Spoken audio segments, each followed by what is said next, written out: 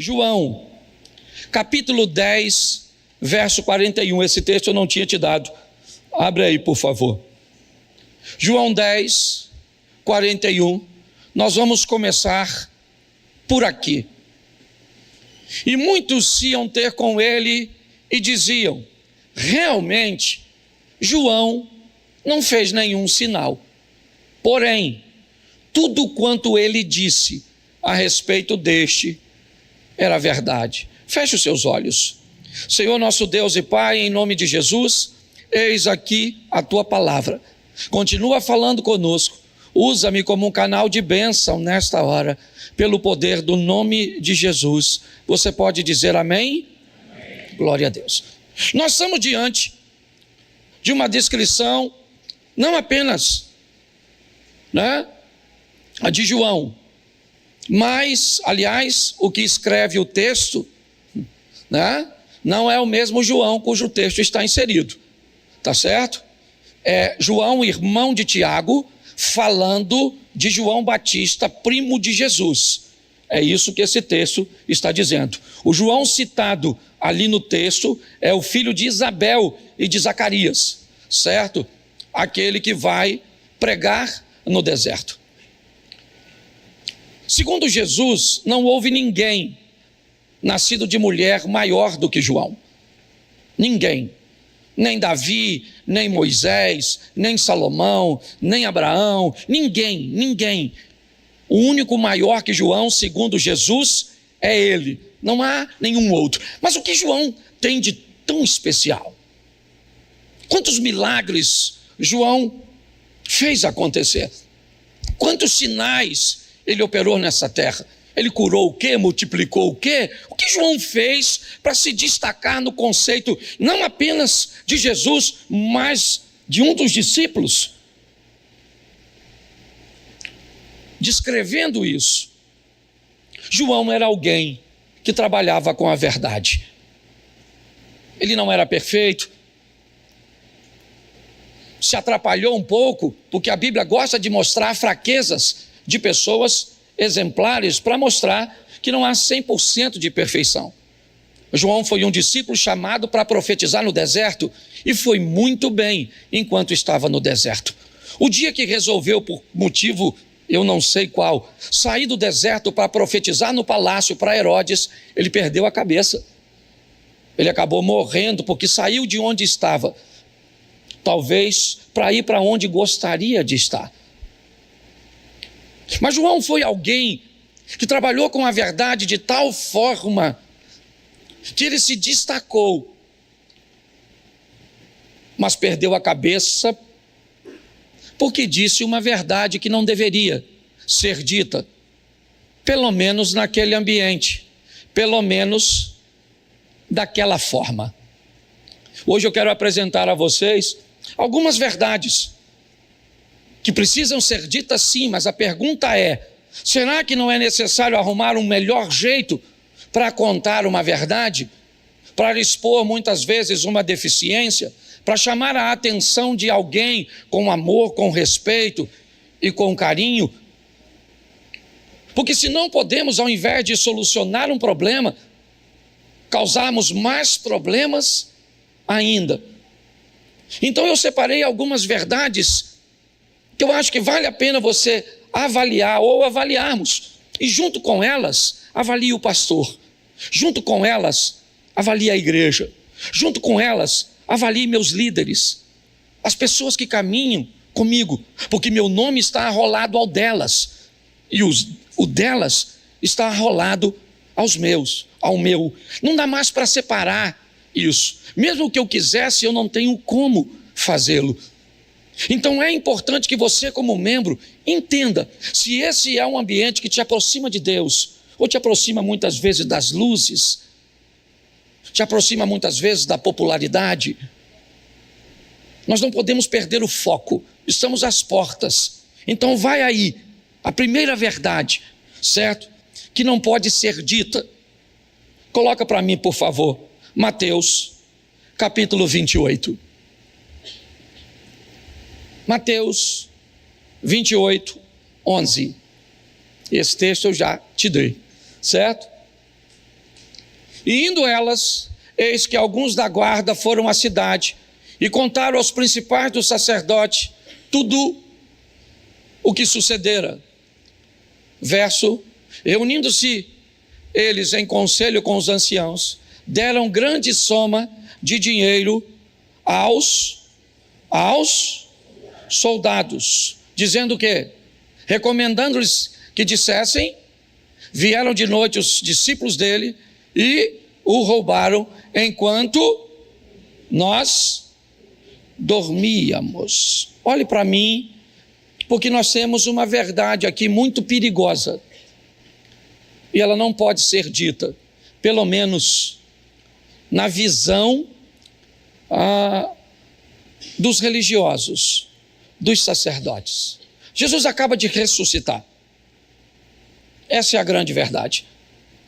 Se você for ver a história narrada na Bíblia, quando os soldados sentem a presença do anjo que vai remover a pedra, eles fingem estar desmaiados. A narrativa do que aconteceu é dos próprios soldados. Então eles não desmaiaram, eles não estavam inconscientes, eles viram tudo o que aconteceu, só que não havia neles poder de resistência. Então eles têm um problema agora. Eles vão dizer aos sacerdotes que aquele que havia morrido acabou de ressuscitar. Isso é verdade, sim ou não? Mas não pode ser dito, porque ela vai atrapalhar o sistema. Verdades não podem ser ditas quando, ou não devem para algumas pessoas, quando elas começam a atrapalhar o sistema. O sistema tem medo da verdade, porque a verdade pode dar aos ouvintes um poder de raciocínio que muitas vezes eles não querem que seus ouvintes tenham. O sistema muitas vezes não quer que as pessoas saibam da liberdade que elas receberam em Cristo Jesus, então é melhor que isso não seja contada, porque pode dar muito prejuízo, pode causar danos ao sistema. Um dos motivos que muitas pessoas não se preparam para viver as grandes adversidades da vida é porque o sistema acabou impedindo que a verdade chegasse aos seus ouvintes, para que eles se tornassem sempre dependentes, controlados e muitas vezes, dependendo da liderança, até manipulados. Ao longo do tempo eu descobri, e vou te mostrar isso mais à frente, que nós temos mais algumas questões cujas quais as verdades muitas vezes não podem ser ditas. O sistema pode perder muito se dizer determinadas coisas para as pessoas que dessem àqueles que têm o controle, um controle um pouco menor delas. Não ensinarem essas pessoas direito. Por exemplo, como é que eu falaria para alguém que ela teria que trazer o dízimo, mas ela não pode administrar o dízimo ela mesma? Por que é que você não pode pegar o seu dinheiro e distribuir o seu dinheiro? Você já parou para pensar nisso? Que tipo de verdade ou mentira temos em torno dessa situação? Por que é que você não pode pegar o seu dízimo e distribuir? Por quê? Você já parou para pensar? Por uma coisa que talvez alguém não tenha tido a coragem de falar para você. Porque se você tem noção de que o seu dinheiro deve ser administrado por você, você ainda não se converteu no que diz respeito à entrega de dinheiro. Não há conversão em você. Se você está certo ou errado, não estou trazendo uma base de raciocínio para você. É só isso. É só para fazer você raciocinar. Muitas vezes, se nós ensinarmos direito, né? Ou se você for ensinado direito, você corre o risco de precisar menos do sacerdote. Você corre o risco de erradicar da sua vida os problemas. Você vai se tornar capaz de escolher sua roupa, os lugares que você frequenta, se bebe, se não bebe, o que faz, o que não faz, onde ir, onde não ir. Vai ser tão bom para você que vai me deixar obsoleto, vai me deixar ultrapassado. Para que eu sirvo então? Para que eu existo como um pastor, se eu fui tão bom em discipular você, em treinar você, que agora você já não depende mais de mim, você já é capaz de cuidar da pessoa que vai entrar por aquela porta. Ela entra, você cuida dela, resolve o problema, que muitas vezes eu só vou descobrir depois. Mas será que eu não posso ficar tristinho com isso?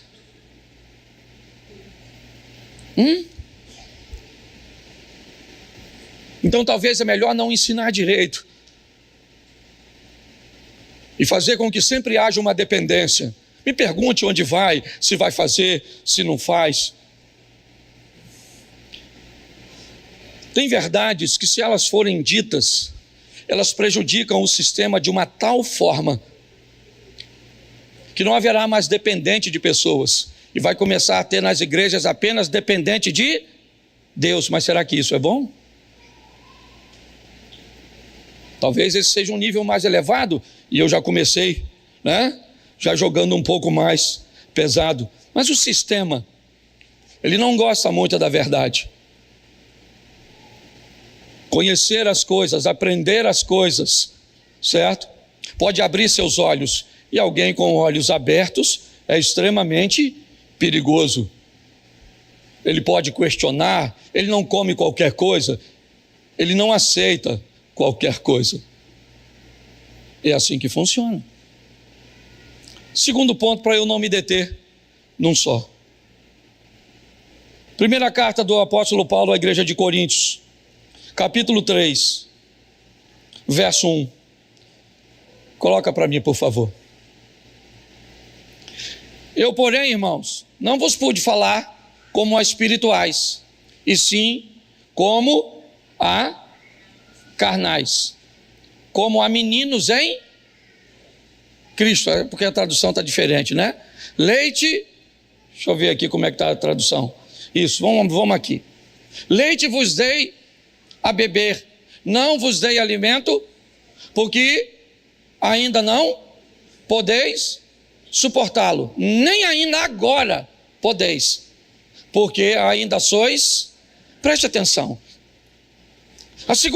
o segundo propósito, objetivo de que uma verdade às vezes não deve ser dita, é pela falta de maturidade daqueles que vão ouvi-la. Às vezes você precisa dizer a verdade a uma criança, mas como dizer uma verdade para uma criança, se ela ainda é tão criança para saber essa verdade? Se você tem uma criança muito pequenininha e ela pergunta para você o que é sexo, como é que você responde para ela? Não é extremamente desafiador? Não há nela maturidade. A falta de preparo dos ouvintes muitas vezes faz com que... Como é que nós vamos falar na igreja sobre bebida alcoólica? Pode? Não pode? Como é que nós vamos fazer? Como é que nós vamos explicar para a igreja? Todas as coisas me são lícitas, mas nem todas me convêm. Será que não é arriscado demais mexermos em assuntos como esse? Será que não podemos prejudicar mais as pessoas? Mas quando é que nós não vamos prejudicar? Quando vai chegar um dia que nós vamos poder falar com pessoas maduras, coisas verdadeiras, para que elas consigam entender o que é lícito e o que não é lícito, para que elas consigam entender que muitas vezes, certo, o remédio e o veneno está apenas na dosagem. Quando nós vamos poder usar o púlpito, poder usarmos as salas de aula? Quando nós vamos poder ser um pouco mais duros para falar, um pouco mais incisivos para ensinar? Quando nós vamos aprender com Jesus que alguns, ao serem ensinados, virarão as costas e irão embora, porque não gostaram do ensino, porque o ensino estava forte demais, o confronto estava muito intenso, e entre mudar de postura e mudar de igreja, é muito mais fácil mudar de igreja. Quando enfrentaram um discurso duro de João no deserto, deixaram o deserto e foram conversar com Jesus. Foi todo mundo para perto de Jesus. Sabe o que Jesus disse? O que foste ver no deserto? Uma cana agitada pelo vento? Se acharam que as coisas com João não estavam boas, eu não vou aliviar para vocês aqui não.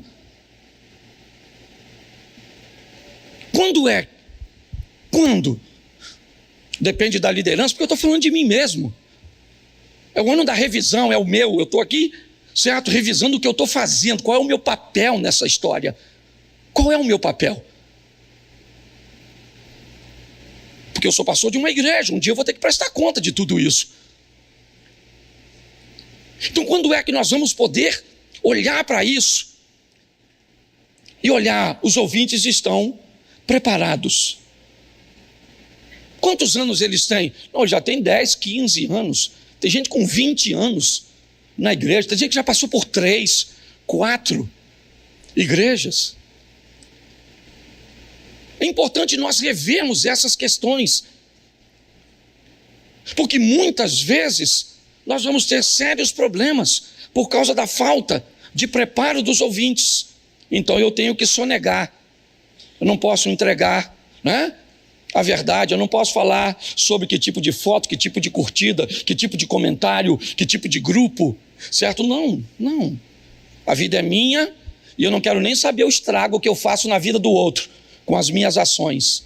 É mais ou menos desse jeito. Então, muitas vezes, a falta de preparo dos ouvintes é um dos motivos cujos quais a verdade não pode ser dita. Lembra quando a missa era em latim? Era falar para o povo não entender, já de propósito, para não causar nenhum tipo de problema. Então acho que vale a pena nós olharmos um pouquinho mais de cuidado, porque é isso que o Paulo está dizendo. Olha, eu tenho que falar com vocês desse jeito. Eu não gostaria. Aliás, não era tempo de falar com vocês nesse tom, esse tipo de conteúdo, mas é o que eu posso entregar a vocês. E me parece que tem um tempo que ele está com o povo, que ele diz, nem mesmo agora eu posso fazer isso, depois de estar com você. Então eu digo a você, procure saber a verdade das informações que chegam até você, a veracidade dos fatos, para que consigamos viver mais perto de Deus. Porque se não é verdade, é mentira. E se é mentira, Deus não está presente. Porque o pai da mentira é Satanás. Deus trabalha com a verdade. Terceiro, segundo livro do profeta Samuel, capítulo 12, verso 18. Ao 7º dia morreu a criança, e temia o servo de Davi informá-lo que a criança era morta, porque diziam, eis que estando a criança ainda viva, lhe falávamos, porém não dava ouvidos à nossa voz. Como, pois, lhes diremos que a criança é morta, porque mais se afligirá? Às vezes, a verdade não pode ser dita, porque o ouvinte pode ficar traumatizado. Sim. Às vezes é o cuidado com aquele que vai ouvir que faz com que nós criemos os monstros. Olha bem, Davi está deitado, sem comer, sem tomar banho, orando, jejuando e pedindo a Deus por seu filho. O filho dele morre. Os homens estão na porta. Eles estão temerosos em dizer a Davi. Por quê? Porque na cabeça deles se ele está desse jeito com um filho doente, Se nós falarmos que esse menino morreu, ele vai piorar. Então é melhor nós não falarmos nada. Vamos ficar aqui quietinho. Não vamos dizer para ele a verdade. O menino já está morto. Não adianta ele orar mais. Ele está orando: Senhor, faça meu filho viver, dá saúde para o meu filho. Mas o menino já morreu. Mas ninguém tem coragem para falar com ele. É até louvável o que está acontecendo aqui, sim. Mas a pergunta é: o que Davi está fazendo nesse período que o menino já morreu e ele continua orando por uma vida que não vai voltar mais? Será que muitas vezes, quando nos omitimos de falar determinadas coisas com medo de infligirmos dano, estamos ajudando ou prejudicando as pessoas?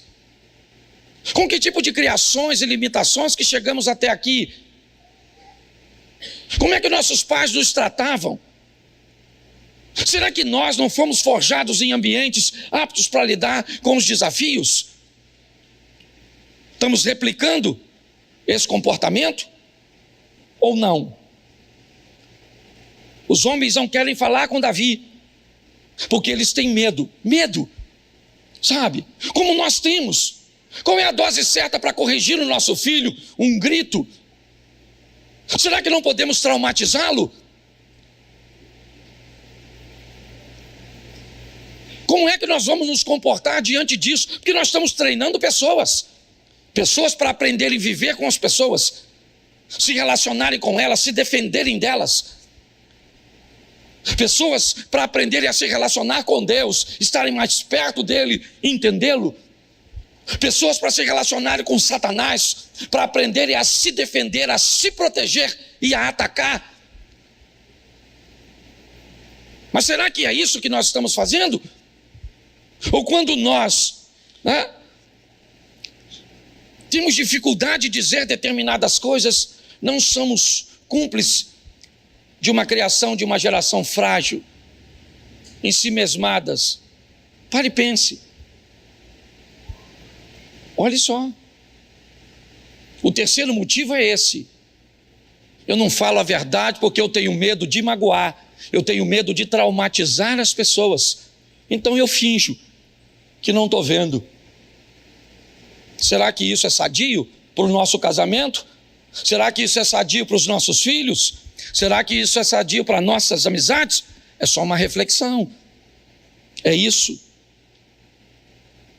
O quarto motivo que uma verdade não deve ser dita, coloca para mim, 2 Samuel 1,16. Vamos lá. 1,16. Tendo Davi passado um pouco além, certo? Dobrando-se um. Bom, vamos lá. Só confere para mim aí. Segundo livro do profeta Samuel, capítulo de número 1, verso de número 16. É esse o texto que está aí?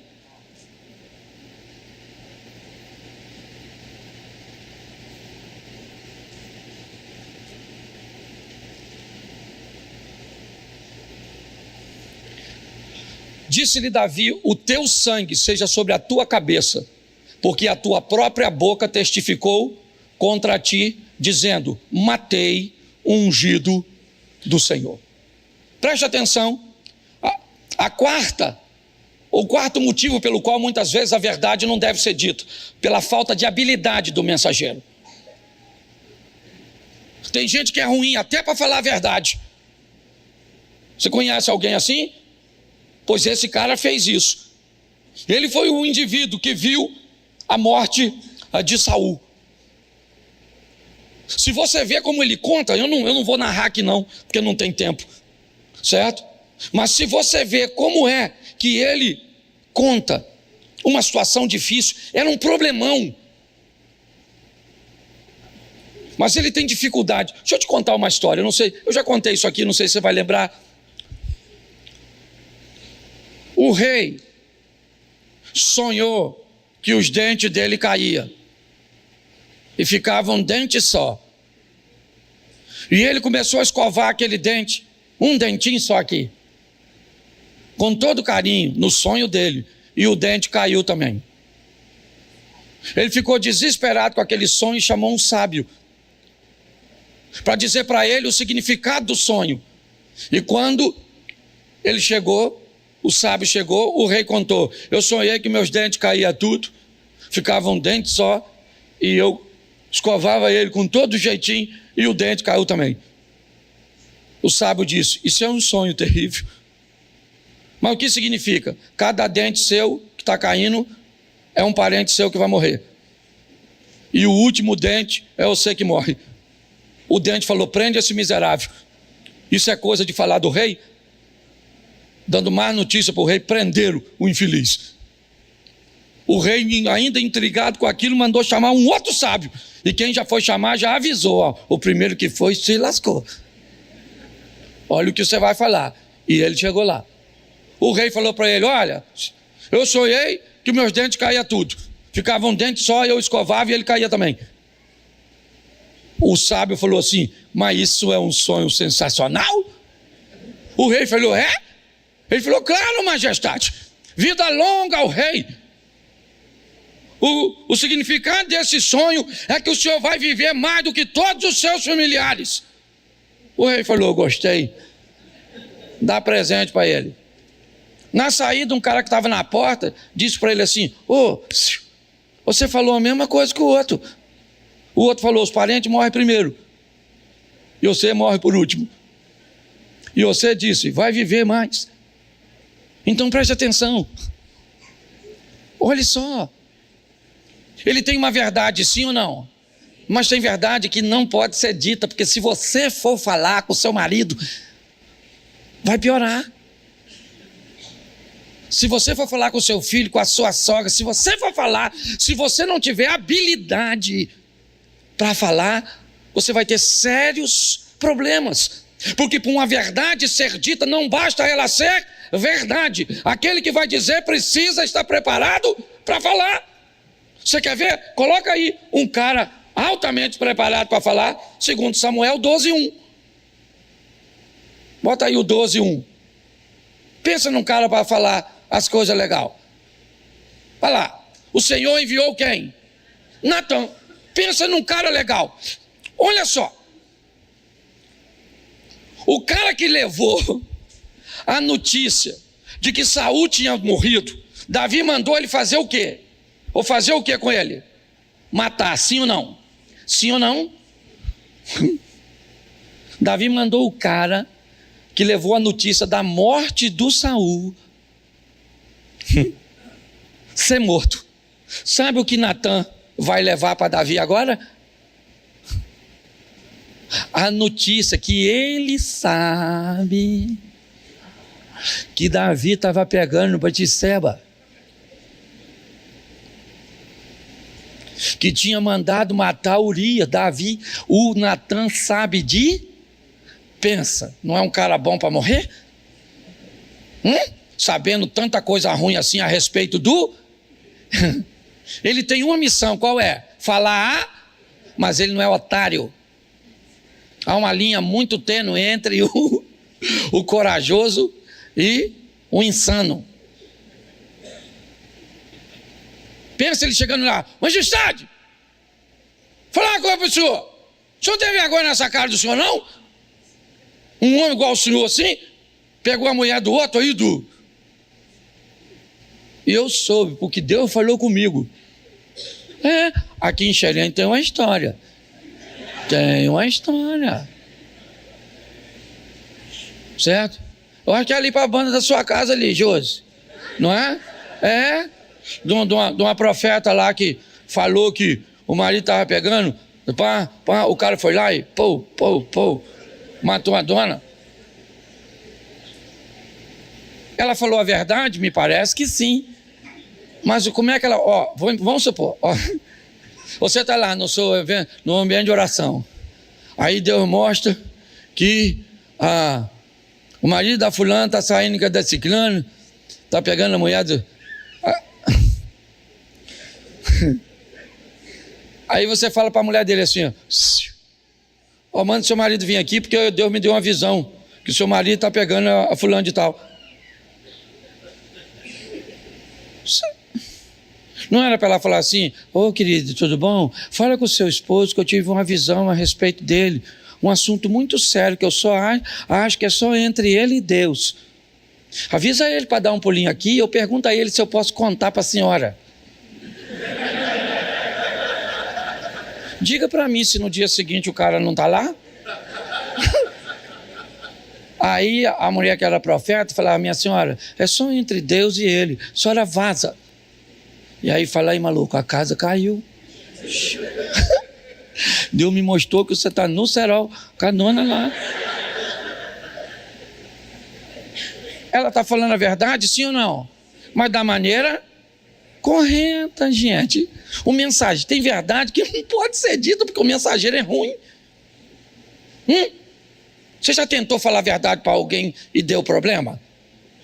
Você sabe do que eu estou falando. Então nós, como mensageiros, nós temos que ter habilidade. É assim. Você tem que resolver o problema como se ele... e deixar no ar como se ele não existisse. Esse dia o cara entrou na minha rede e me xingou disso, xingou daquilo, me chamou de bolsonarista, disse que eu sou palhaço, disse que eu sou isso. Aí eu penso, eu sou gente. Eu fiquei irritadíssimo. Aí eu fui lá e coloquei: oi, amigo. Como é que você vai, cara? Tudo bem? Saudade. E postei. Ele deve ter pensado: esse pastor é doido, não sei nem quem ele é. E os outros que viu pensou o quê? É algum amigo do pastor que está brincando com ele.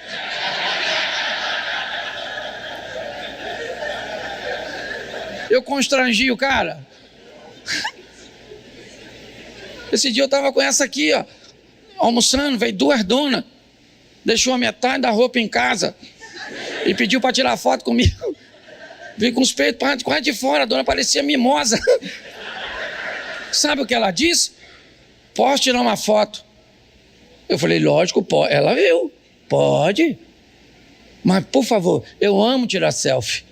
Pode ser? Ela falou: claro. Eu fui, botei a minha cara e a dela só daqui pra cima. Pô, porque se ela sai com os peitos, quem tá lá é o irmão. Então você tem que aprender a resolver as coisas. Entendeu? Tem que ter sabedoria. O cara tá aqui, ó. Um morreu por dar uma notícia ruim, o outro deu uma notícia pior ainda e saiu bonito na fotografia. Depois você lê o que o Natan falou. Deixou o Davi, ó. Sabe o que o Davi falou? Pequei. O Natan falou: isso eu sei, desde quando Deus me disse. Eu só queria terminar vivo depois de te dizer. Entendeu, marido? Às vezes você vai precisar dessa habilidade para falar umas verdades para sua mulher. Sair vivo. O que não é muito fácil. Então tem verdades que, para ser ditas, nós vamos precisar de habilidades. É assim que funciona. Agora, essa, para me fechar, eu acho que vale a pena. Coloca aí 1 Samuel, capítulo 16, verso 2. Olha que texto interessante. Põe o verso 1 para todo mundo entender direitinho. Disse o Senhor a Samuel: até quando terás dó de Saul, tendo eu rejeitado, para que não reine sobre Israel? Enche o teu vaso de azeite e vem, enviar-te-ei à casa de Jessé o belemita, porque dentre os seus filhos me tenho provido de um rei. Então disse Samuel ao Senhor. O que disse? Como irei eu? Pois ouvindo Saul vai-me. O que Deus disse a Samuel? Toma, pois, uma bezerra dentre as vacas em tuas, e diz: vim para sacrificar ao... Preste atenção aqui no que está acontecendo. Deus vai às montanhas de Ramá conversar com o profeta Samuel e diz a ele: enche o teu vaso de azeite, desce as montanhas de Ramá, vai até Belém e unge um filho de Jessé como rei. Saul disse: se Saul descobrir que eu estou indo fazer isso, ele vai me matar. Cabia ou não cabia uma mentira? Cabia uma mentirinha, não cabia? Mas olha o que Deus diz para Samuel: não, faz o seguinte, pega uma bezerra dentre as vacas, vai lá e sacrifica, convida ao... sacrifício, e eu te farei saber o que há de fazer, e ungir-me-ás a quem eu te disser. Preste atenção, uma verdade precisa ser estabelecida, uma vontade precisa ser cumprida, a vontade de Deus de ungir um novo rei. Um problema está, né, entre Samuel e Saul, a unção de Davi. Mas preste atenção como Deus lida com essa situação, a maneira com que ele age. Eu acho muito interessante isso aqui. Samuel não mente, não, mas ele também não revela o que ele foi fazer. Isso. Tem coisas que nós não precisamos revelar. Tem situações que nós não precisamos expor, não interessa. Não interessa às outras pessoas. São verdades, mas para que eu vou compartilhar? Eu vou gerar uma série de problemas. Eu tenho que ter esse discernimento, e eu acho que é esse discernimento, sabe, que nós estamos com dificuldade de desenvolver nas pessoas, sabe, essa linha do bom senso, até onde pode, não pode, até onde eu faço, eu não faço, eu falo, até onde isso prejudica. Será que eu sou capaz de olhar para a igreja, para entender os danos que eu posso causar, quando eu faço algo, quando eu ajo de alguma forma? Ou será que eu tenho que continuar sonegando as informações? Será que as pessoas têm que continuar sempre ouvindo uma parte do todo, porque não são capazes de absorver o todo? E aí, nós sempre vamos estar envoltos numa série de confusões.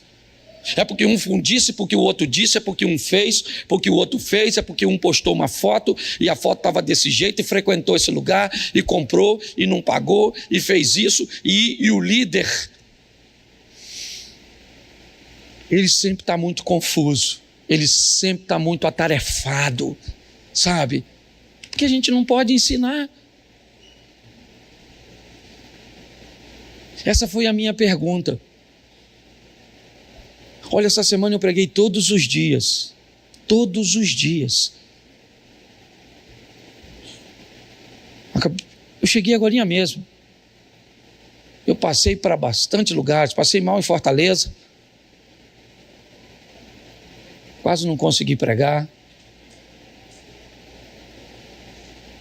Amanhã volto para pregar em Pernambuco. E eu estou no ano da minha revisão, conversando com minha esposa, perguntando, nós dois, será que tudo isso vale a pena? Né? Será que vale? Eu estou aqui dividindo o púlpito com você hoje, porque eu não estou querendo mais ovelha, que seja o tempo inteiro ovelha. Nós estamos precisando de ovelha que vire pastor. Não faz sentido pessoas com tanto tempo precisar de tanta manutenção, de tanto cuidado, quando já deveria estar virando pastor. Mas pastor, o senhor já pensou que é perigoso ovelha virar pastor? Porque se ovelha virar pastor, pode querer o lugar o dia que você tiver poder para ocupar o meu lugar, significa que Deus não tem mais para mim e resolveu colocar você. Eu não tenho medo disso. Aliás, a vida, pelo menos desde que eu entendo, ela funciona mais ou menos assim. E alguém que não conquista, querendo possuir algo que alguém já, é muito mais fácil. É um jogo difícil, mas nós temos que aprender a viver com isso. Esses dias eu falei algo aqui na igreja, e deixa até eu corrigir, que às vezes, né, eu disse que muitas pessoas chegam aqui, mas não chegam para ficar. Elas chegam, passam um tempo e vão embora. E não tem problema nenhum nisso. Quando eu disse não tinha problema nenhum nisso, algumas pessoas entenderam como se eu estivesse fazendo pouco caso das pessoas. Não. Não é isso não. Só que como pastor, eu não posso me apegar a vocês, porque vocês são passageiros. A tripulação aqui é minha casa. Eles vão continuar. A maioria de vocês são passageiros. E não estou criticando, não.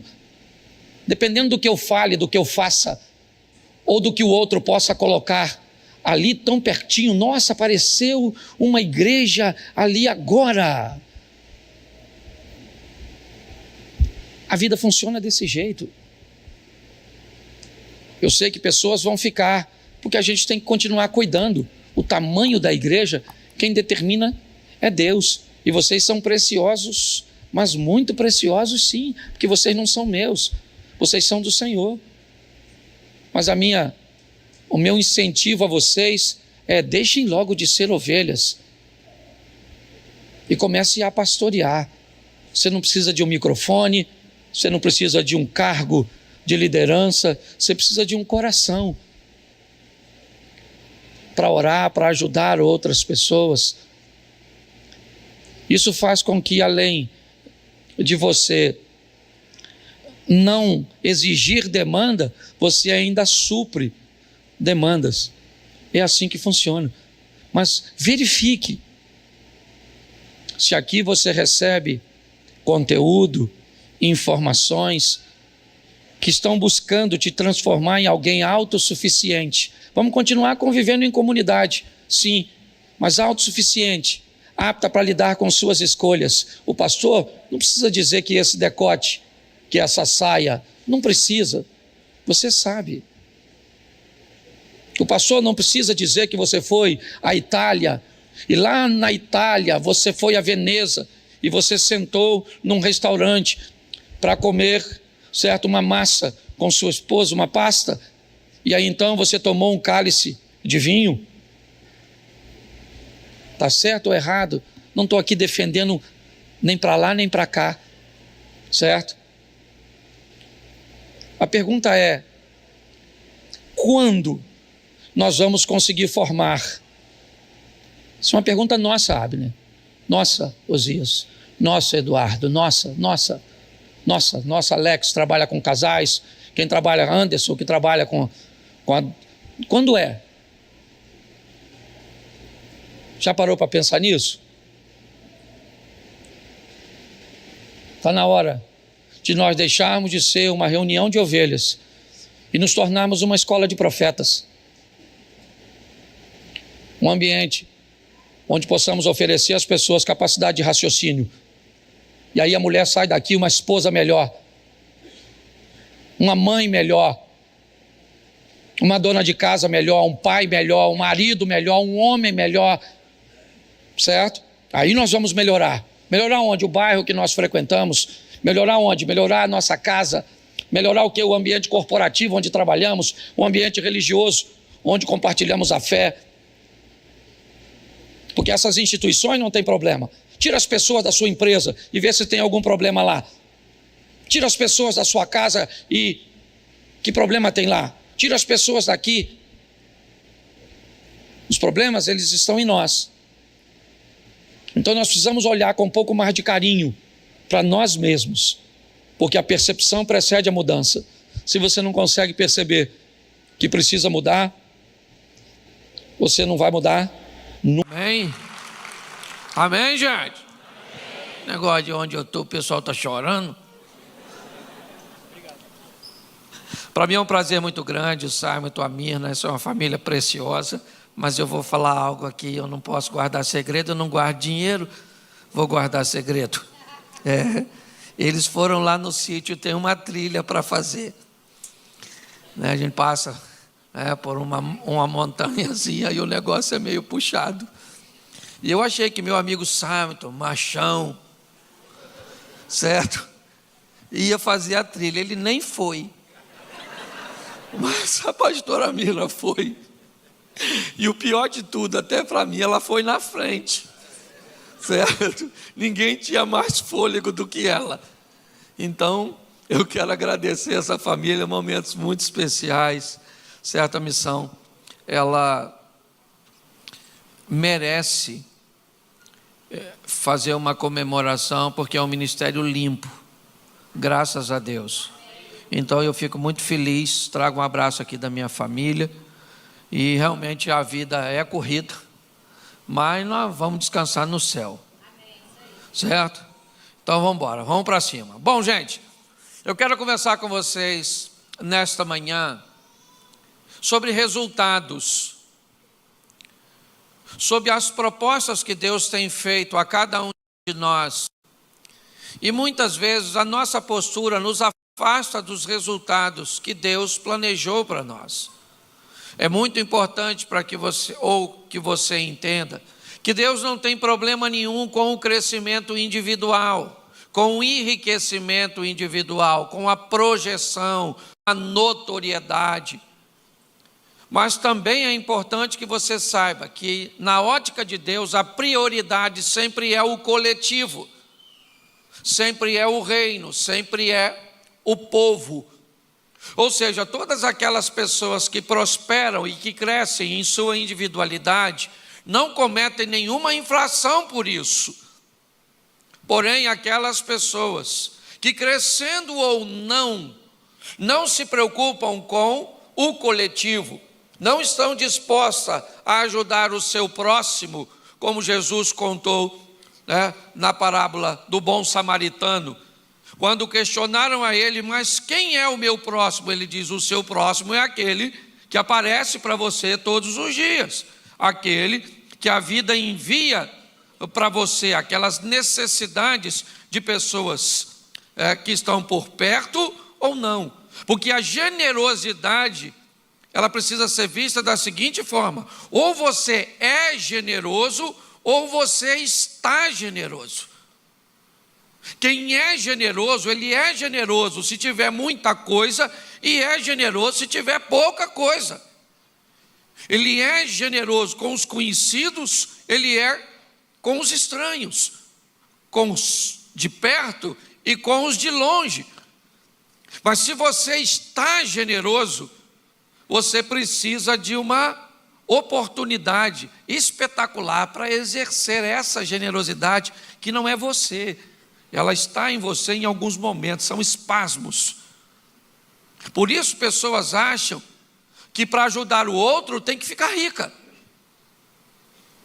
que para fazer o bem a outras pessoas tem que ser alguém que você conhece, tem que ser alguém que você merece. Isso é uma visão extremamente equivocada. Desde a primeira vez que eu pisei na missão, eu sempre ouvia falar de ajudar outras pessoas, de fazer o bem a outras pessoas. Que pessoas? Qualquer pessoa que necessite. Eu acho que isso é a grandeza. Então eu quero falar com você hoje sobre resultados. É lógico que eu preciso que você entenda que os resultados se diferenciam muitas vezes porque alguém que veio antes de você fez coisas que deram a você um nível de conforto, de tranquilidade. Talvez seu avô tenha feito coisas mais assertivas que o meu. Talvez seu pai tenha tido mais juízo do que o meu. Quando chega a hora da minha vez e a sua de viver, talvez você viva com mais tranquilidade. Talvez você viva, certo? De uma forma mais suavizada. E aí, se eu estou vivendo junto com você, corre o risco de eu achar que Deus é injusto, porque deu a você vantagens que não deu a mim.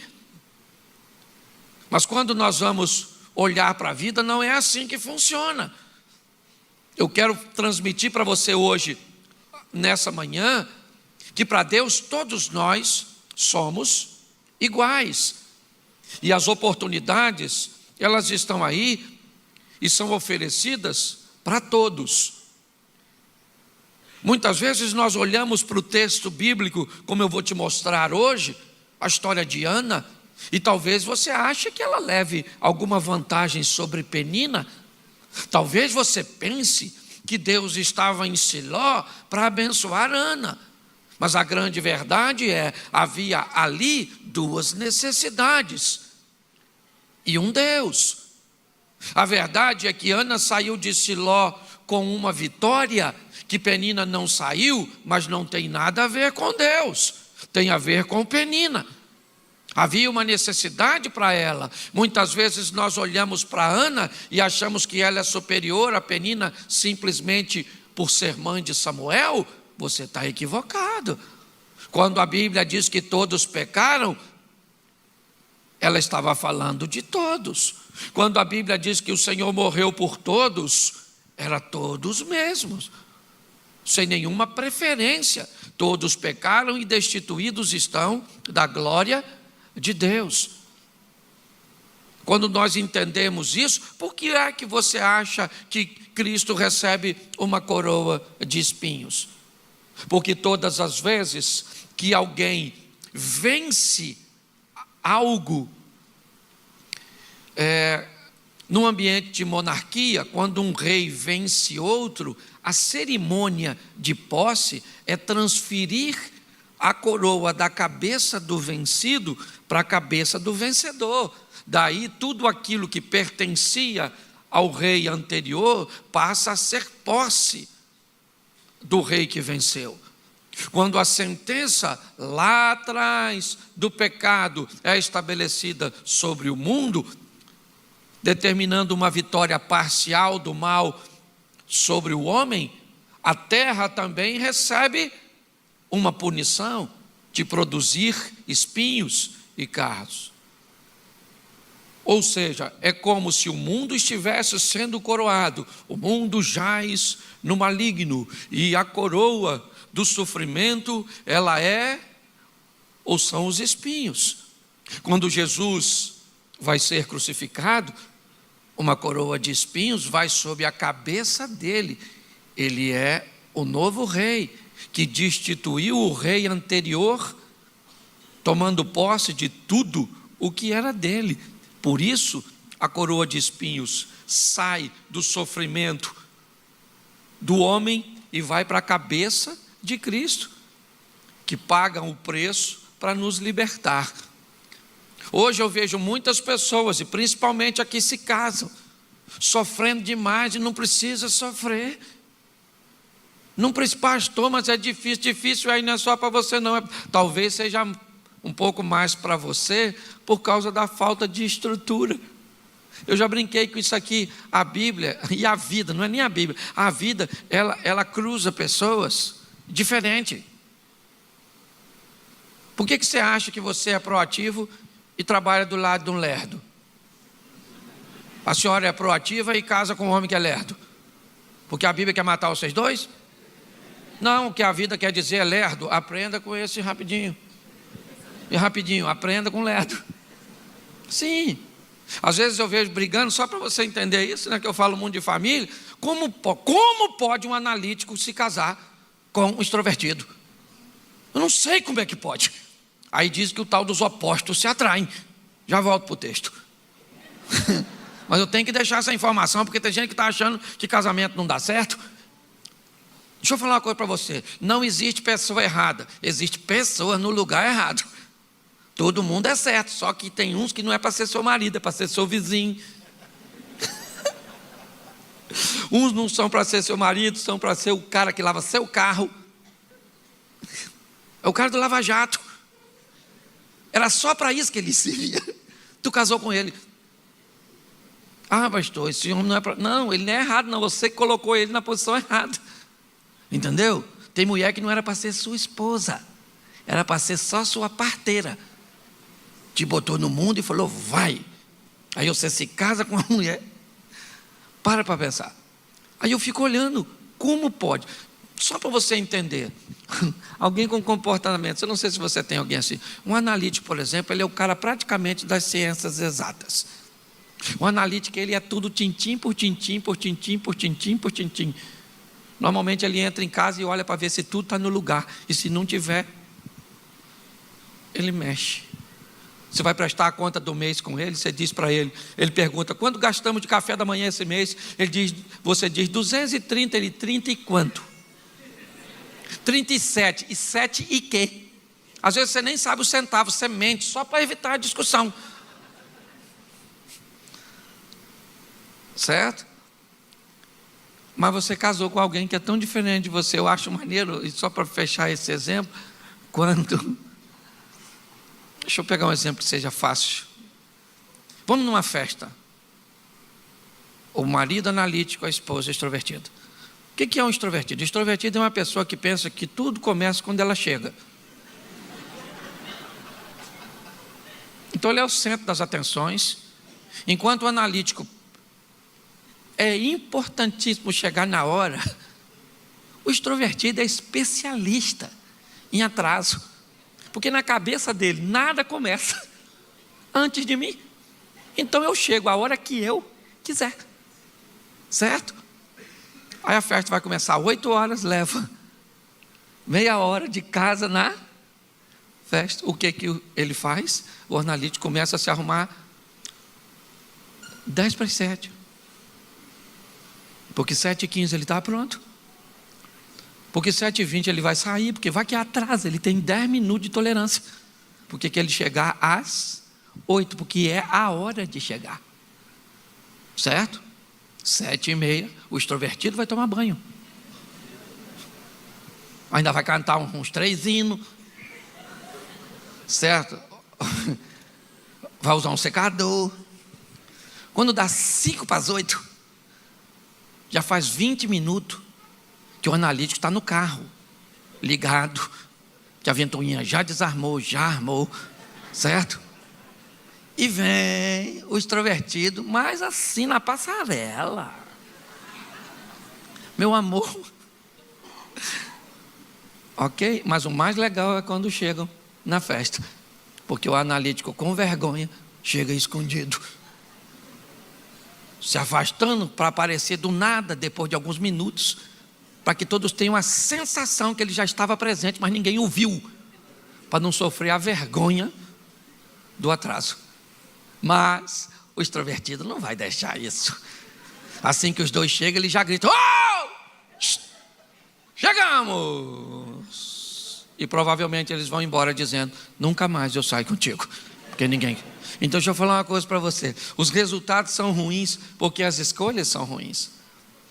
Se você melhorar as suas escolhas, provavelmente você vai levar a sua vida para um outro nível, e é isso que eu quero falar com você.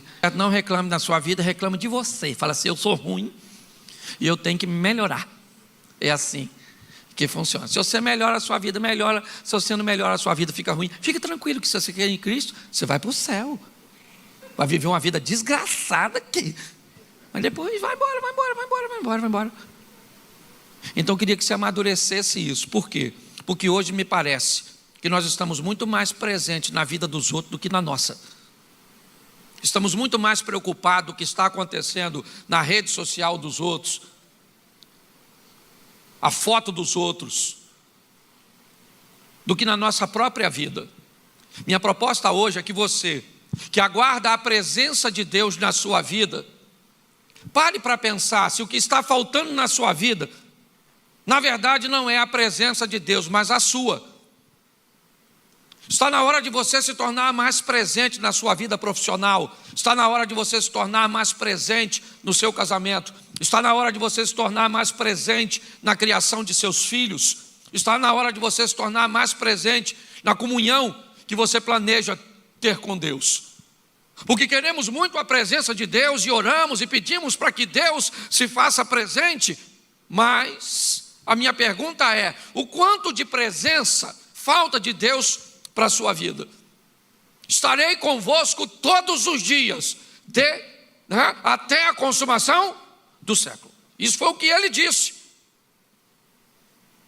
Mas a minha pergunta é: o quanto de presença na sua vida tem de você? Com suas ações, com sua postura, conduzindo sua vida muito mais do que para o seu sucesso, mas para a educação daqueles que vivem perifericamente a você, seus filhos, famílias, amigos, comunidades de fé. Nós vamos, e eu quero mostrar uma conversa de Deus conversando isso com Caim. Como Deus diz a Caim sobre seus resultados, sobre decisões. O que a vida está mostrando é que a questão não é posição, é posicionamento. E é importante nós entendermos isso e muito mais, transmitirmos isso para gerações futuras.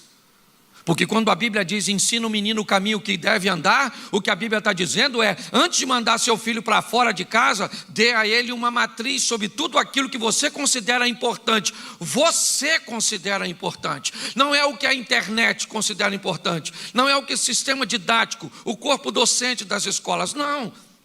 O que a Bíblia está dizendo é, pegue uma criança, enquanto ela está limpa, pura, e dê a ela uma matriz. Sobre o quê? Sobre sexualidade, sobre respeito ao próximo, sobre fé, sobre tudo aquilo que você considera importante. Pegue seu filho, a criança, e dê para ela uma matriz, e mande ela embora, porque filho é flecha na mão de valente, não vai ficar na sua mão, você envia. Mas a pergunta é, envia como? Sem matriz? Então tá bom, manda uma criança sem matriz para a escola. Tenha dificuldade de falar com ela sobre assuntos delicados, que pode causar prejuízos lá na frente, vai embora. Manda ela limpa. E aí alguém lá fora dá uma matriz para ela. Com a matriz que ela recebeu, ela volta para casa, com um vocabulário que não é o seu, com um comportamento que não é o seu, com um princípio que não é o seu. Aí, você então chama ela e diz, olha, eu não quero isso aqui dentro da minha casa, esse comportamento não é correto. O que seu filho pega? A sua informação, que deveria ter chegado primeiro, mas que chegou depois, e bota na matriz que deram para ela.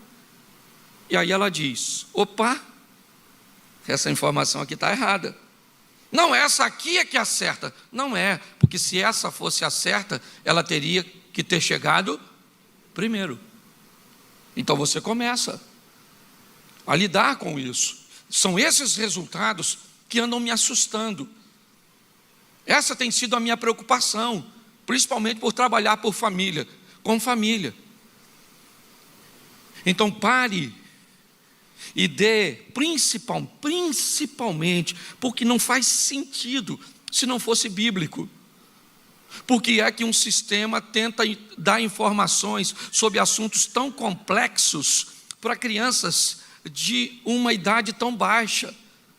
A resposta disso está na Bíblia. Dê às crianças matrizes, enquanto são novas. Por quê? Porque quando envelhecer... Deixa eu fazer uma pergunta para vocês aqui, para vocês entenderem o que é matriz. Quem tem mais de 35, levanta a mão. Talvez uns abaixo também, mas eu vou usar 35 para cima, porque eu tenho certeza de que é quase 100% essa matriz. Quando você está num transporte público, ou num ambiente, numa sala, antessala, de recepção de um consultório médico ou de qualquer coisa, você está sentado e entra uma mulher grávida, o que você faz? Você levanta. Se chegar uma senhora, você? Se chegar alguém com uma gestante ou bebê de colo, você levanta. Sim ou não? Porque isso está na sua matriz. Repara hoje como um adolescente se comporta à entrada de uma pessoa desse tipo. Ou ela ignora, finge que está dormindo, ou continua usando o celular. Sim ou não? Porque ela não tem educação? É claro que tem, ela só não tem matrizes sobre esse assunto. Honra e respeito aos mais velhos, ou aquelas pessoas que precisam naquele momento de algum cuidado especial. É isso que a Bíblia está dizendo. Quando olhamos para isso, nós começamos a ver que os resultados, eles estão mudando por causa de uma cultura, ou poderíamos dizer contra a cultura. Sim. Mas o que eu quero mostrar a você hoje é que o que Deus disse a Caim, Gênesis 4:7, preste atenção, é o bate-papo entre Deus e Caim. Olha o que Deus está dizendo para Caim: se bem fizeres, não é certo que você vai ser aceito, ou que será aceito, Caim. E se não fizeres o bem, Caim, o mal jaz à porta. Sobre ti será o seu desejo, mas sobre eles você deverá governar. Preste atenção.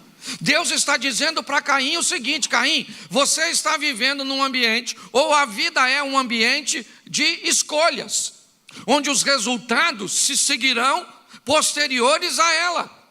Vamos lá, Caim, te dou duas opções, certo? E você diz: opção A, resultado X, opção B, resultado Y. Se você fizeres o bem, eu te dou a garantia de que você vai ser aceito. Porém, se você tomar outra decisão, eu também te garanto que você terá resultado diferente. Por quê? Porque a vida está dizendo isso o tempo inteiro.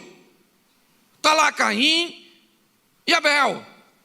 A oportunidade de ofertar para quem? Para os dois. Corações diferentes na hora da oferta. Resultados diferentes. Eu falo sempre sobre isso. Estão lá. O que está acontecendo ali? Olha bem, Israel está passando por Jericó. O que tem em Jericó? Uma oportunidade extraordinária. Para quem? Para todos. Porque se você acha que Deus vai entrar na casa de uma prostituta, Raabe, para transformá-la em alguém de sua genealogia e não daria a oportunidade para outros, eu diria a você que o último lugar que você esperaria encontrar Deus é na vida e na casa, num cabaré de uma prostituta. Mas a oportunidade também está lá, porque ela está para todos. Ela está passando no Egito e de lá sai uma egípcia que vai escrever seu nome na história como uma mãe, certo? Do segundo povo, talvez ou o primeiro, mais numeroso do mundo na atualidade, a egípcia Agar.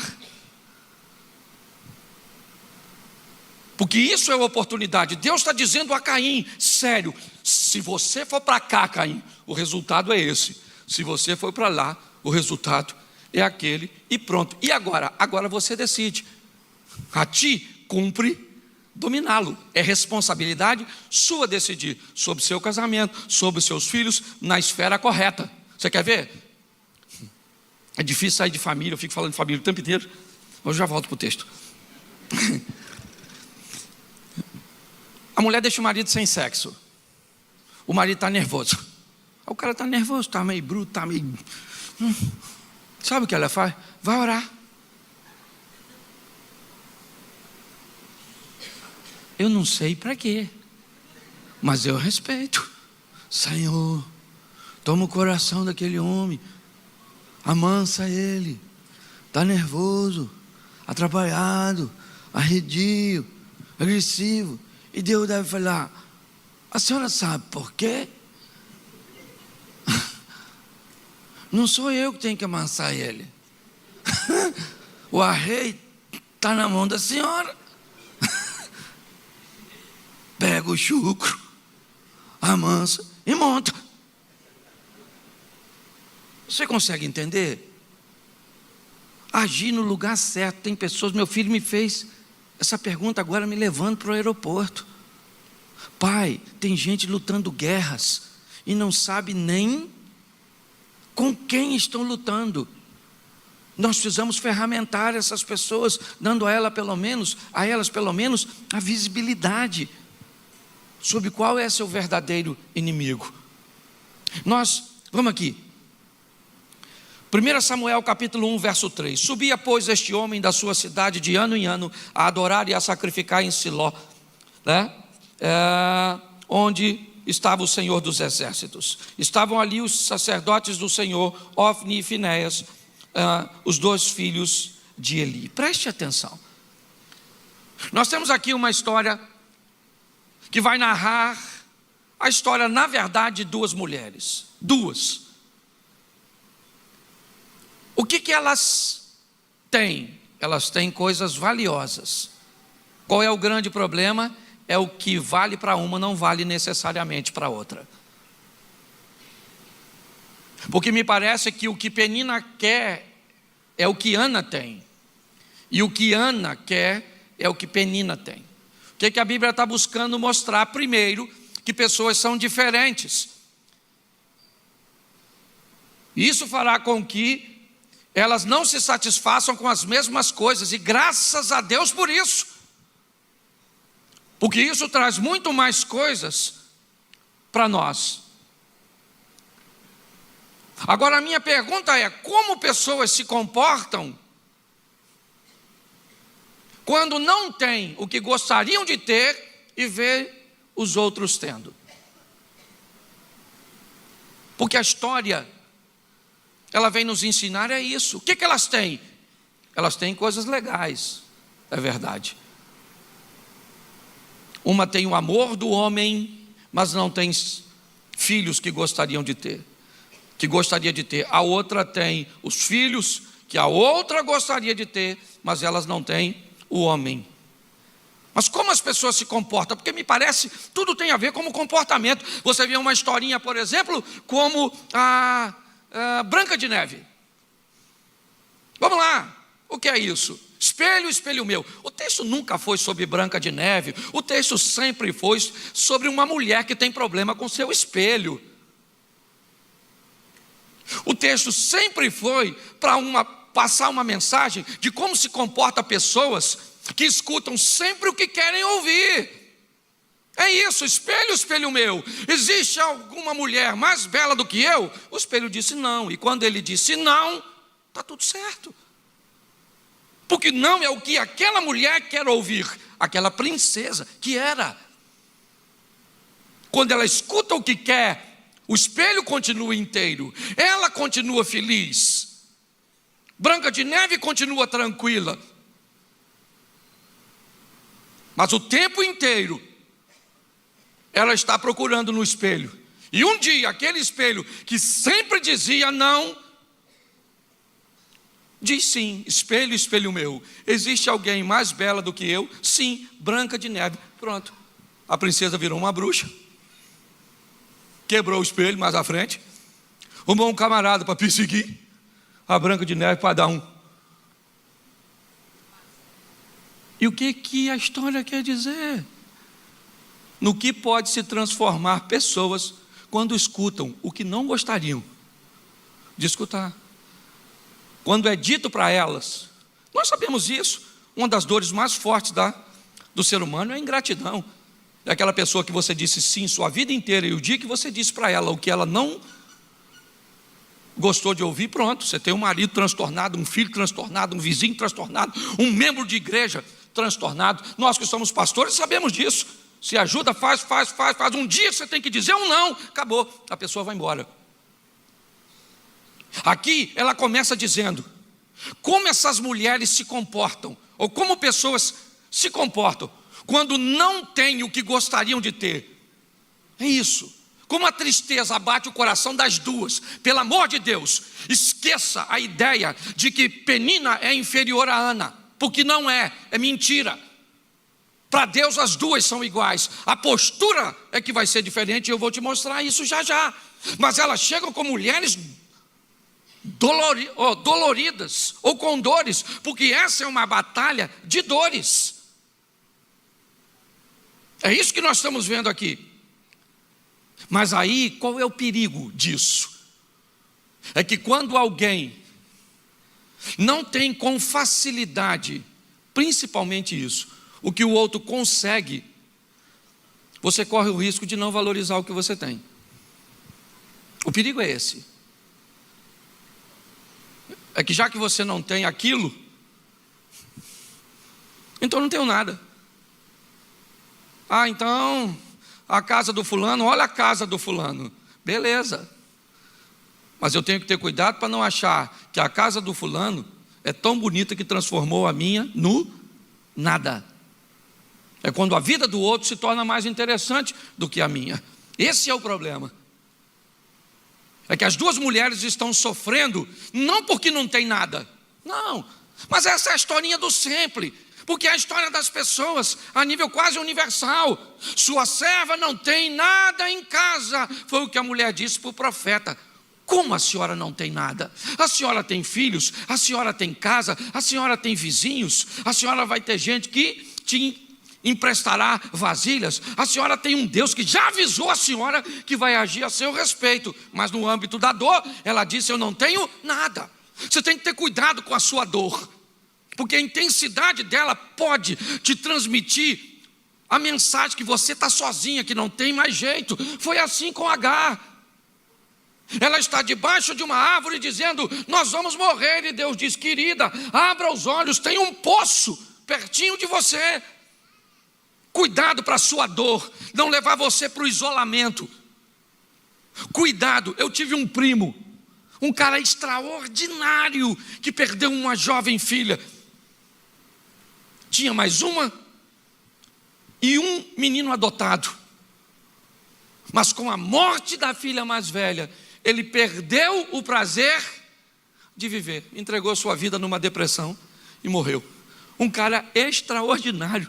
Eu não tenho dúvidas que ele foi para o céu. Porque pensa num cara fantástico, mas perdeu o privilégio de viver simplesmente porque não sabia ou não soube lidar com suas dores. Cuidado com elas. O que eles fazem todos os anos? Todos juntos. Vão para Siló. Vão para o local que está na Arca da Aliança, a presença de Deus. Quem é que vai? Todos eles. Vai lá Eucana, o marido, sua esposa Penina, os seus filhos, e ela não tem amor. Pelo menos o amor que quer.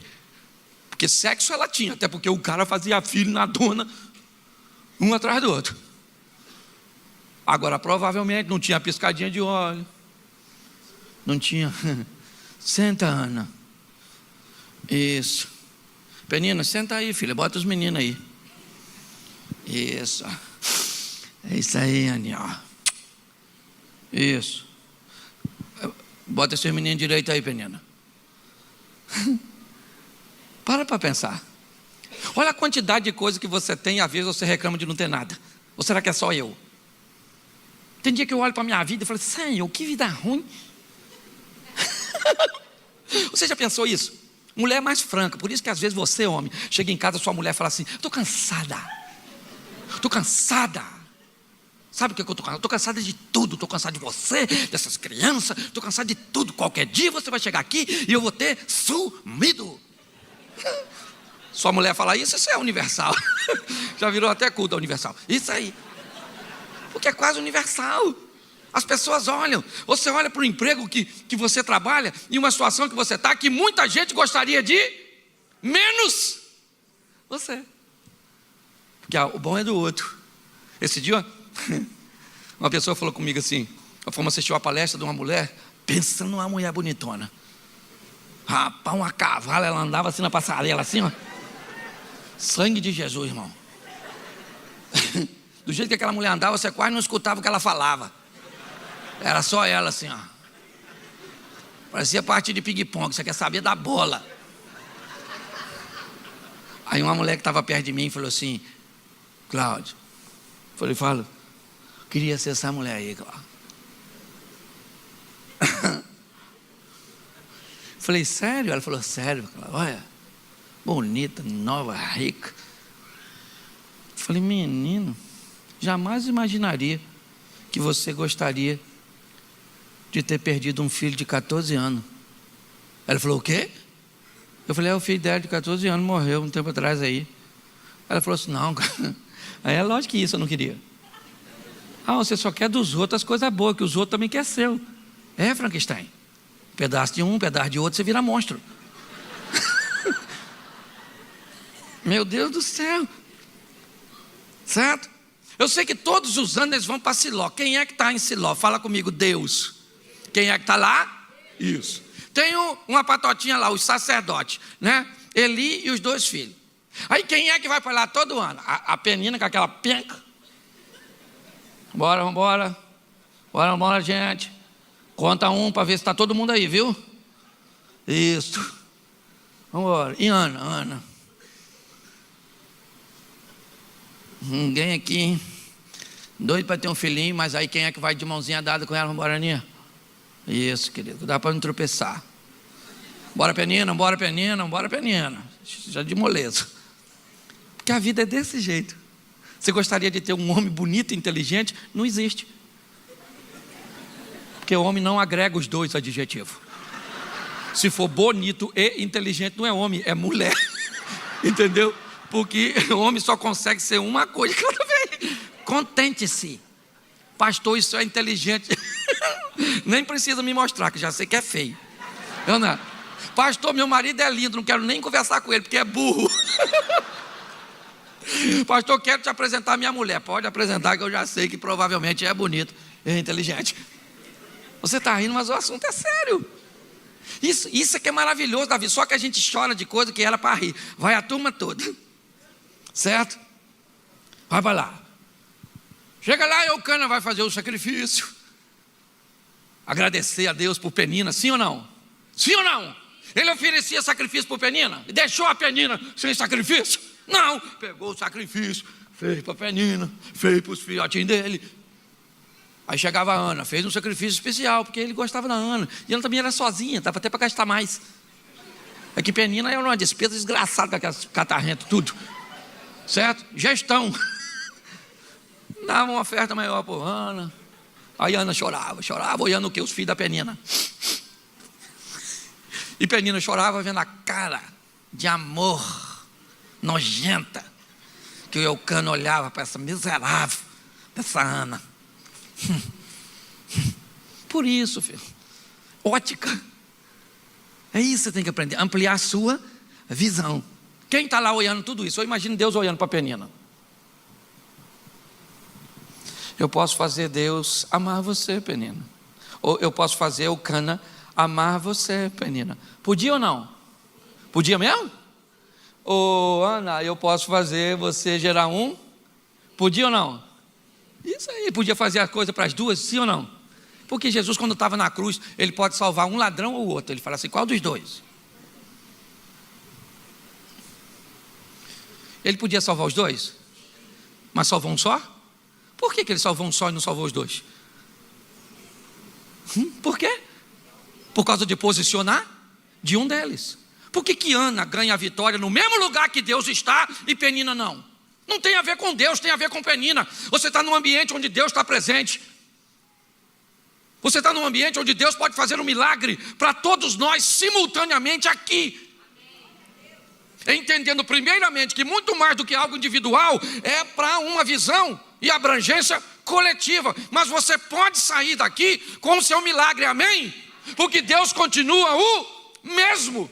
Mas a nossa postura é que pode ser diferente. É isso. Está lá. E Ana chora, não come. Ana não come, está todo mundo comendo. E Ana chorando. Droga. Aí no verso 11 do capítulo 1 ainda, o Eucana, que não era Cana, mas não era. Que esse dia eu estava num culto, falei, o Eucana, um cara falou na frente, irmão. Aí, pastor, Eucana também. Eu falei, não, maluco, Eucana é o nome do cara aqui, não é cachaça, não. Ele falou, só o senhor falar isso, minha boca encheu d'água. Eu falei, então vai secar para você não misturar. Olha só, olha o que o tal do Eucana falou. Verso 8 do capítulo 1. Então Eucana, seu marido, falou para Ana. Olha o que ele falou. Por que chora? Tem marido tão insensível que não sabe nada. Por que chora, Ana? Porque você não come. Porque está mal o teu coração. Olha a frase. Não te sou eu melhor do que 10 filhos? Eucana bebeu. Ô, gente, onde nesse mundo você encontra uma mulher que ama mais marido do que filho?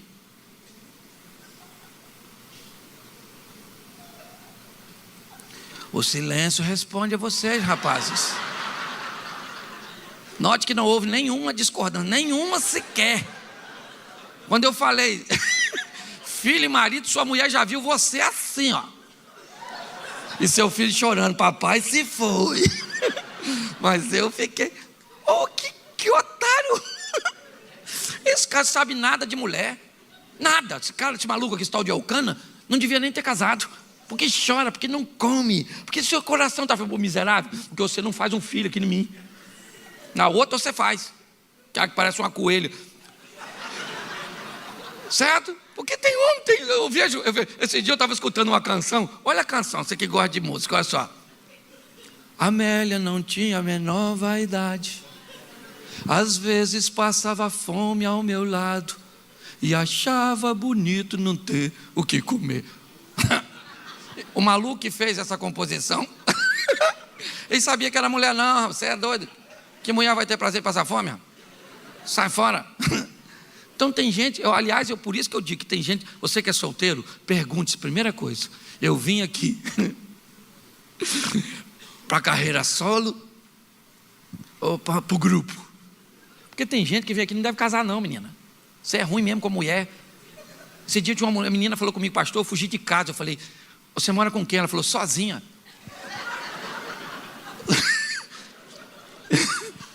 Você fugiu de casa morando sozinha. Ela falou, pois é, pastor, está difícil lidar comigo.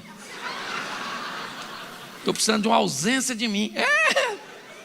Olha o que o Eucana está dizendo. Mas sabe qual é a mensagem? Eucana olha para a vida de Ana e acha boa, sim ou não? Sim ou não? Isso. Porque às vezes a sua vida é boa demais para os outros. Eu te garanto que você gostaria de ter a minha. Um de vocês. Talvez não pelas coisas que eu falo da minha mulher. Aí vocês têm medo. Mas é quase tudo igual. O escritório da sua mulher é no mesmo andar. E no mesmo prédio. Porta de frente com o da minha. Mulher é a mesma coisa, filho. Mesmo? Eu vou falar para você. Troca não. É ruim, mas é sua. A mulher nem riram. Você achou que sua mulher voava, ela voa. Mas não é asa, é vassoura.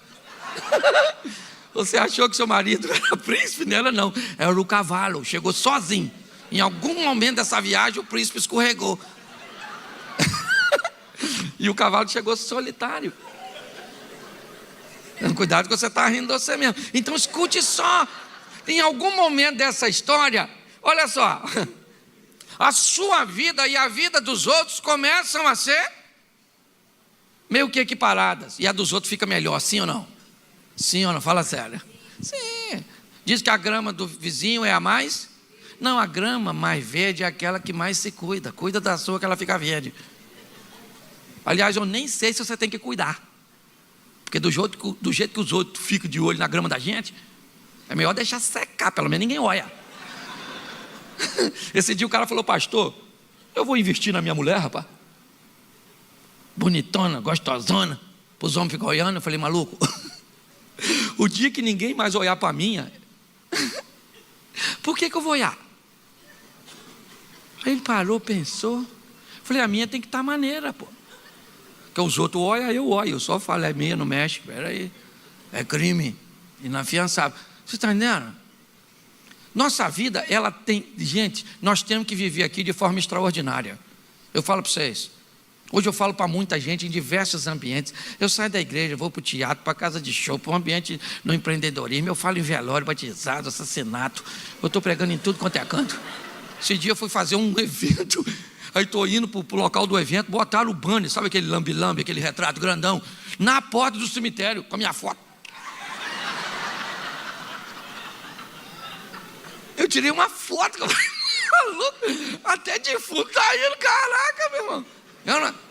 Sabe por quê? Porque eu achei uma coisa que a vida oferece para todo mundo. Sabe o que é? Felicidade. Eu sou feliz, rapaz. Eu tenho vida perfeita? É lógico que não. Mas eu aprendi a ser feliz. Está aqui, ó. A vida não está mudando. Aí o texto diz que Ana chora. Chora, chora, chora, coração. Vai para cá chorando, com fome, chateadinha.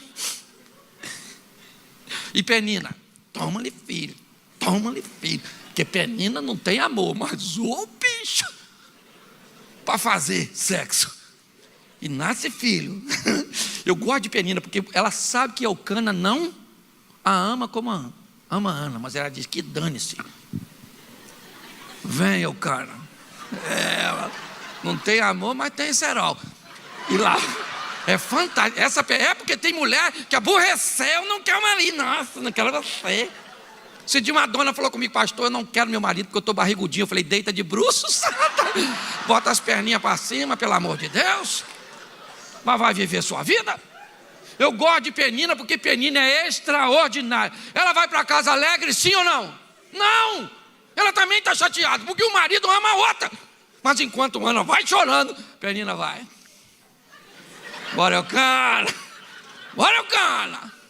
E vai, Eucana. E nasce filho na cada... Porque olha como é que os resultados são extraordinários. Penina pode fazer pouca coisa para Eucana amá-la, sim ou não? Porque quem pode colocar a mão no coração é Deus. Mas filho, quem pode colocar nela? A Eucana. Então que vem, não tem, já que eu não tenho tudo, pelo menos eu tenho o máximo do que eu posso. E a Penina e a Aninha chorando. E tem gente que diz que o choro pode durar uma noite. A alegria vem de manhã. Quando chega no céu, pergunta a Ana, quantos dias ela chorou? E noite. Chorava, chorona. Ô, mulher chorona. A tal da Ana. Até que um dia, eu acho legal. Ela resolve mudar de postura. Coisa que ela já deveria ter feito antes. Bota o verso 9, por favor. Espera aí. Não.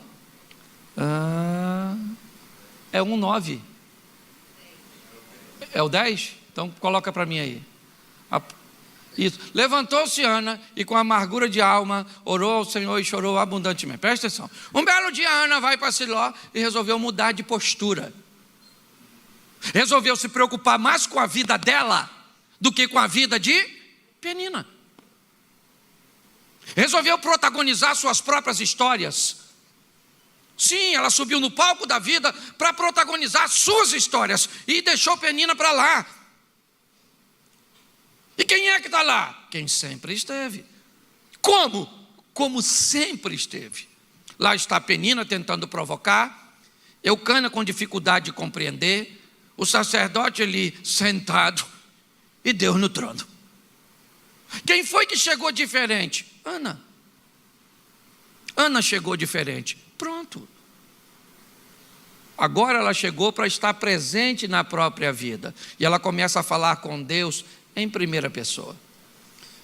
Ela não diz que Penina tem e ela não tem.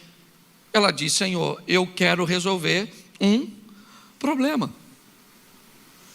Eu vim aqui hoje para resolver. O verso 12 diz que ela, perseverando em orar ao Senhor. Perseverança. É quando o universo, o mundo descobre que você não vai desistir. Uma das passagens mais belas para mim, para registrar isso, é a mulher sirofenícia que aborda Jesus. Minha filha está lá na minha casa endemoniada. Será que o senhor pode fazer alguma coisa por ela? Jesus disse, minha filha, eu preciso te explicar como funciona. Eu não vim para os gregos. A senhora é grega, eu vim para os judeus. Eu não posso pegar o pão dos filhos e deixar os cachorros comerem. Ela disse, mas acidentalmente ainda, que seja lá uma vez ou outra, as migalhas caem e os cachorros comem. Quando ela disse isso, Jesus falou, opa, faz o seguinte então, pode ir para a sua casa agora, que o demônio já saiu da sua filha. Bom, saiu por quê? Porque Jesus repreendeu, vamos lá, menino lunático, sai dele e nunca mais entre nele. O gadareno, sai dele e entra na manada dos porcos. Mas nesse texto, Jesus disse, pode ir embora, dona, pode ir embora. Pode ir para sua casa. O demônio já saiu da sua filha. Ela poderia perguntar, saiu como? Se o senhor não expulsou. Eu não escutei o senhor dizer, sai da minha filha. E Jesus deveria estar pensando, não fui eu que expulsei o demônio, foi a senhora. Quando a senhora disse para o sistema que a senhora não ia desistir, não ia abortar a missão de que o meu poder entrasse na sua vida. Eu não preciso ir na casa da senhora. O centurião já descobriu isso antes da senhora. Manda alguém lá na minha casa agora e o meu servo vai receber saúde. É a postura. É o posicionamento, é isso. O posicionamento de Ana, ele mudou. E quando ele muda, o ambiente inteiro que está ao redor começa a mudar. Verso 12, olha aí. Demorando ela no orar perante o Senhor, passou Eli a observar-lhe o movimento dos lábios. Preste atenção. Ele nunca tinha observado Ana, até o presente momento. Ana mudou de postura. Quando Ana mudou de postura, ela aciona, né? Eu vou tratar aqui de uma forma, o universo. Ela aciona, certo? Ela mudou de postura, a mensagem vai. Quando a mensagem chega em Deus, ele vai para o representante dele, o sacerdote, e diz: dá uma olhada nessa moça, porque a vida dela muda hoje, muda aqui e muda agora. Acabou. Você está entendendo? É assim que funciona. O que você está esperando Deus fazer na sua vida, no seu casamento, no seu ministério, na sua comunhão com Ele, na verdade, é o que Ele está aguardando você fazer. Quando Ana faz isso, o sacerdote observa. E quando ele observa, ele indaga. Note que ele não sabe o que está acontecendo. O que ele sabe, até porque ele é o pastor, ele é o sacerdote, ele não é bobo. Ele já conhece Eucana. Ele sabe que a Penina tem filhos e que Ana não tem. Ele sabe que não é a primeira vez que Ana, certo, está ali, vai voltar para casa vazia. Então ele olha para ela e diz: bom, pelo que eu conheço Ana, isso deve ter se agravado. Ela deve estar bebendo agora, deve ter errado a medida no vinho para aliviar a dor do que está acontecendo na vida da Penina. O que ele não sabe é que Ana não está mais preocupada com a vida dos outros. Ela está gastando sua energia para construir sua própria história. Mas ele não sabe disso ainda. Então ele diz: Ana, afasta o vinho da tua boca, você deve ter bebido demais. Aí ela diz: não, eu não bebi. É porque hoje a amargura está ultrapassando o limite. Eu estou dolorida demais porque eu estou afim de um filho, já conversei com Deus. E aí o sacerdote diz para ela, verso 13, bota aí, por favor. Ela explica no 13, vamos lá o 14. Isso, e ele disse, perdão, estou sem aqui, isso, 18, para ser mais exato, certo? Bota o 18, 1:18, isso. E disse ela: ache a tua serva à mercê diante de ti. E a mulher foi a seu caminho, comeu, seu semblante já não era triste. Preste atenção. O sacerdote diz para ela: vá para sua casa e o Senhor conceda o desejo do seu coração. Ela não está grávida. Ela não está grávida ainda, mas ela está debaixo de uma palavra profética. Preste atenção. Por que Ana come? Por que Ana não está mais triste? Porque ela já sabe. É só uma questão de tempo. Quando ela viu o sacerdote prestar atenção nela, nunca tinha prestado. Ela sente nela que algo de novo vai acontecer. O grande problema, irmãos, é que muitas vezes nós esperamos um mover que não é de Deus, é nosso. É Jesus chegar em Betânia e dizer para Marta: manda tirar a pedra. Mas por que ele seria cinematográfico? Pensa, Jesus estendendo a mão assim, ó, e fazendo assim, ó.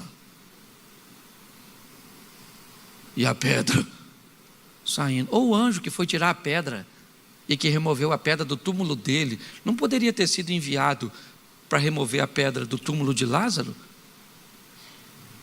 Mas não. A mensagem é: Marta, vocês fazem a parte de vocês e eu faço a minha parte.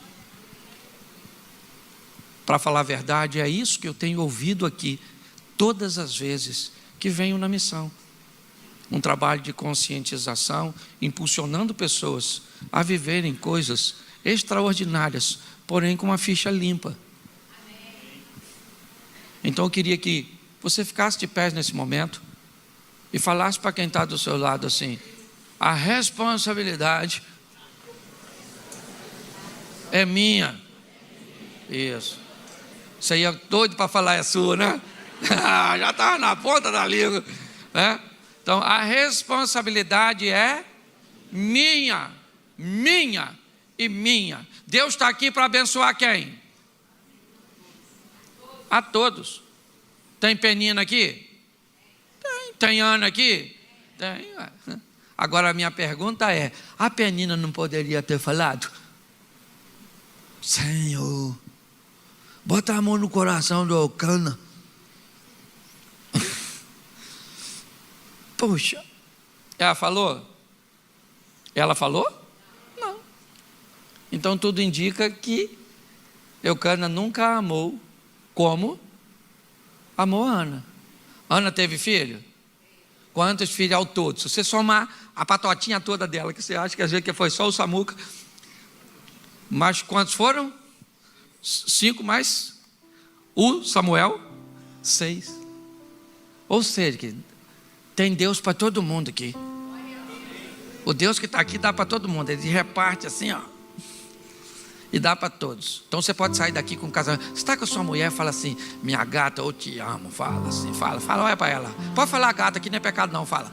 Minha princesa, fala. Aliás, vou fazer o seguinte, vou fazer igual eu faço no encontro de casal. Fica de frente, homem e mulher, preso e predador. Eu falo predador, a mulher morre de rir. Isso. Fala para sua mulher assim, ó, olhando dentro do olho dela. Não olha para mim não, que eu não sou sua mulher nem seu marido. Dentro dos olhos dela assim, ó, momento romantismo. Fala assim: eu te amo, vou viver com você para sempre. O que nos une é muito mais forte do que tudo que tenta nos separar.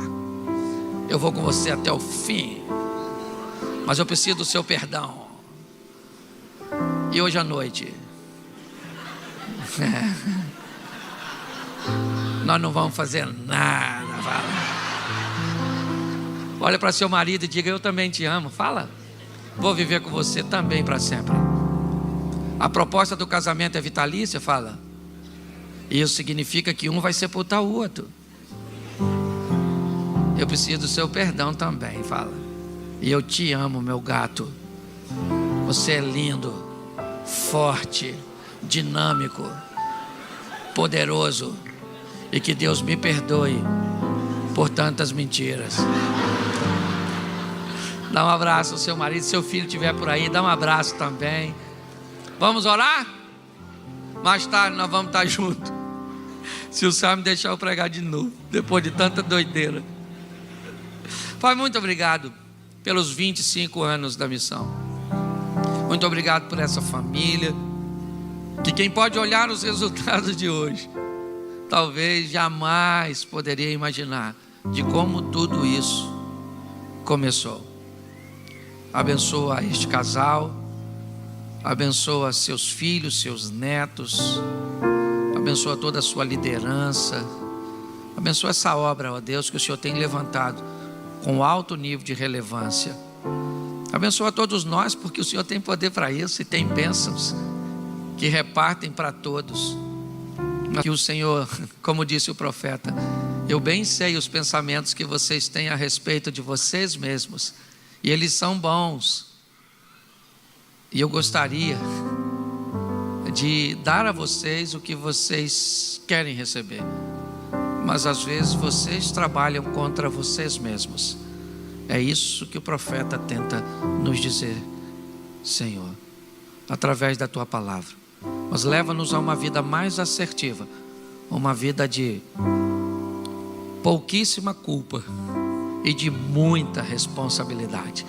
Continua conosco, em nome de Jesus. Você pode dizer amém? Deus abençoe, muito obrigado. Isso.